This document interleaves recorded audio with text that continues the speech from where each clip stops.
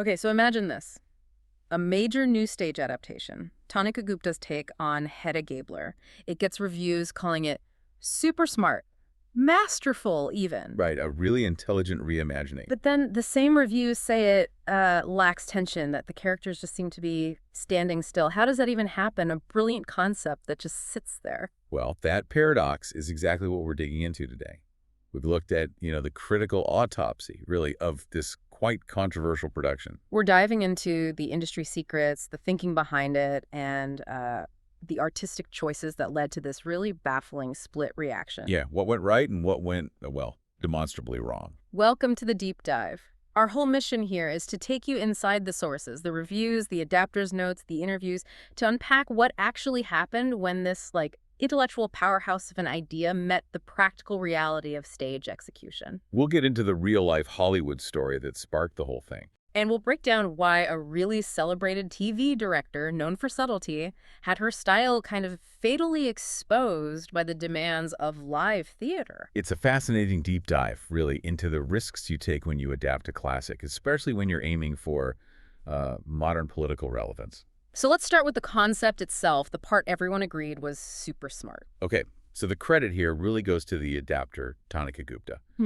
She's got form for this, right? Taking classics like A Doll's House and looking at them through a post-colonial perspective. And she didn't just tweak Ibsen, she basically moved the entire play to a different world. Completely. Forget 19th century Norway. We're in 1948 Chelsea, London. Yeah.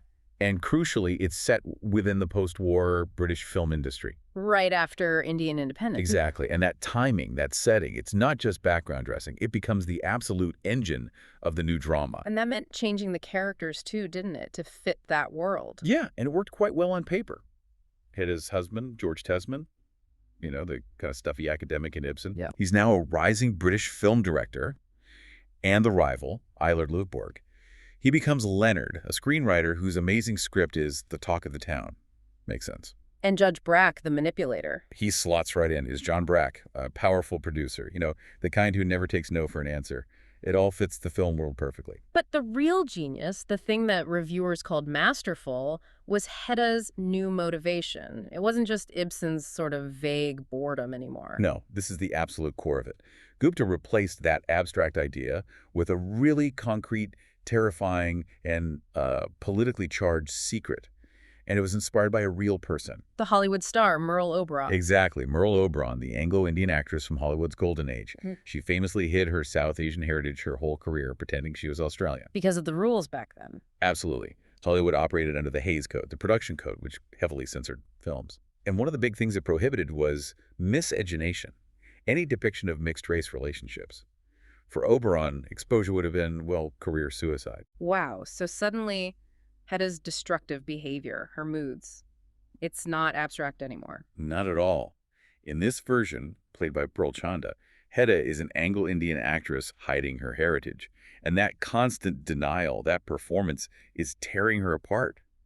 Her cruelty isn't just random. It's like a defense mechanism rooted in this bone-deep fear of being exposed, which she thinks would jeopardize her life. So her early retirement from Hollywood in the play. Yeah, pulling out of a 5-film contract. It's recast here as this desperate flight into marriage, into supposed safety, because she felt her real identity was at risk of being revealed. That gives it such an immediate, urgent feeling. You can see why critics called that part masterful. Totally. It provides this really strong intellectual and political backbone. But interestingly, the adaptation's actual emotional heart, arguably the bit that worked best on stage, came from someone completely new. Right, a character not in Ibsen at all. Shona? Shona, yeah. Played, by all accounts, brilliantly by Rina Fatania. And she just completely changes the emotional dynamic of the play.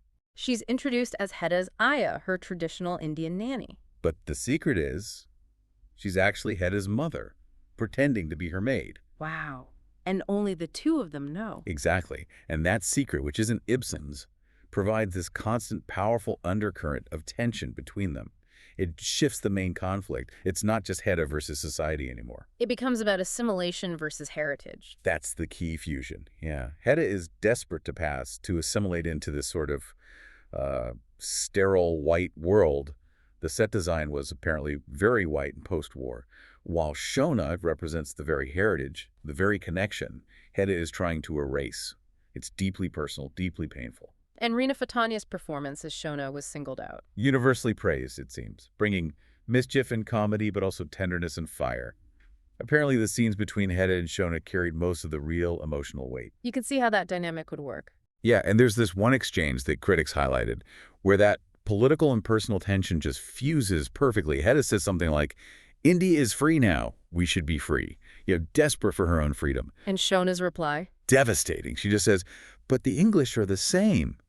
And that line just lands the whole post-colonial reality underpinning Gupta's adaptation. It's why the concept felt so smart. Okay, so if the concept was brilliant and you had this powerful emotional engine with Hedda and Shona, why? Why did so many critics feel it ultimately lacked tension? Which brings us to, I guess, the execution. Right, and the first finger points towards the direction. The director was Hettie Macdonald. Dude's got a great reputation, BAFTA winner. Oh, absolutely. Yeah. Celebrated for really subtle, elegant screen work. Think Normal People or the Howard's End miniseries. Her style relies on, bringing the camera in really close, fixed frames, capturing tiny nuances. Okay, but this was theater. In the round two, at the Orange Tree, which is super intimate, what happens when you put that close-up film style onto a stage? Well, according to the reviews, that cinematic subtlety just didn't translate. It became static direction. Static? Meaning? Meaning the actors weren't moving much. On film, a fixed close-up can capture immense energy in just a flicker of an eye. But on a stage, especially in the round, you need to project energy outwards, physically engage the whole space. The actors need to sort of fill that 360-degree view. And Macdonald's direction didn't achieve that. Apparently not. The reviews consistently mention characters being kept mostly standing still. And that lack of physical dynamism, that static quality, was cited again and again as the reason the tension never quite ratchets up. The stagecraft just seemed to undercut the emotional stakes. Okay, so static direction. Did the script help or hinder that? Well, that seems to be the other major issue, what some call dramaturgical overload. The script was essentially trying to do two massive jobs at once. Which were? It had to deliver all the plot mechanics of Ibsen's Hedda Gabler, the pistols, the manuscript, all of that. And at the same time, it had to explain this entirely new, complex 1948 political and personal backstory. The Merle Oberon angle, the Hays Code, the fear of exposure, the mother-daughter secret. Exactly. All that context needed explaining. Yeah. But psychological thrillers, which Hedda Gabler fundamentally is, thrive on subtext, on what's not said. Right. The dread is in the atmosphere, the implication. But because this adaptation had to carry so much explanatory weight, the script apparently became really heavy on exposition. Very functional. So dialogue overload, as one review put it. Yeah. Critics felt the lines often didn't convince as the words of real people, sometimes sounding rather stilted and occasionally banal. When your dialogue is mostly serving to tell the audience backstory, rather than reveal character through conflict, well, tension tends to dissipate. And the venue, the Orange Tree, said it's intimate, in the round. Shouldn't that have helped, being so close to the secrets? You'd think so. But counterintuitively, the reviews suggest that extreme proximity actually backfired. It acted against this tale by exposing the mechanics. When you're watching actors delivering functional, maybe slightly stilted dialogue, while standing mostly still, and you're right there, inches away, you become hyper-aware that you're watching a performance. It breaks the spell. Precisely. Instead of sucking you into Hedda's paranoid world, the intimacy revealed the artificiality of it all. The audience felt, as one critic put it, too aware that we are watching performances. So physically close, but emotionally distant. Exactly. It's like the cinematic naturalism needed the camera frame to work, and without it on a bare stage, it just felt exposed, not tense. Which brings us to the star, Pearl Chanda, playing Hedda. She seems to embody this whole paradox. Critics acknowledge she brought the right look, the glamour and ice of that Hollywood type. Yes, conceptually she looked and seems the part, and her connection to the material, the core idea, was genuinely deep. She's spoken about that, hasn't she? About her own heritage. Yeah, she confirmed it resonated personally. She talked about a conversation years ago about whether she should maybe change my second name so people wouldn't immediately think I was Indian. So she got the central fear. It grounded that super smart concept in something real and urgent for her. But even with that authentic connection, the reviews suggest she still struggled. It seems so. One critic noted she was sometimes struggling, too, to put life into the lines she's been given. So it wasn't a lack of talent or understanding. No, it sounds like she was hampered by the production around her. She was kind of forced to perform the idea of being trapped by race and secrets, rather than letting that reality emerge organically from the interactions, from the movement, from the subtext. Because the staging was static and the dialogue was functional. Exactly. That artificiality acted like a barrier. It prevented her, perhaps, from fully inhabiting the role in a way that generates genuine rising tension. Which leads to the criticism about the ending. Right.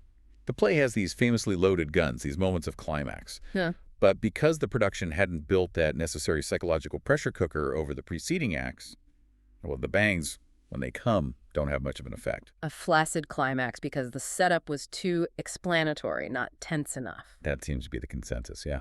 Brilliant idea, flat execution. Which explains that split in the reviews we started with.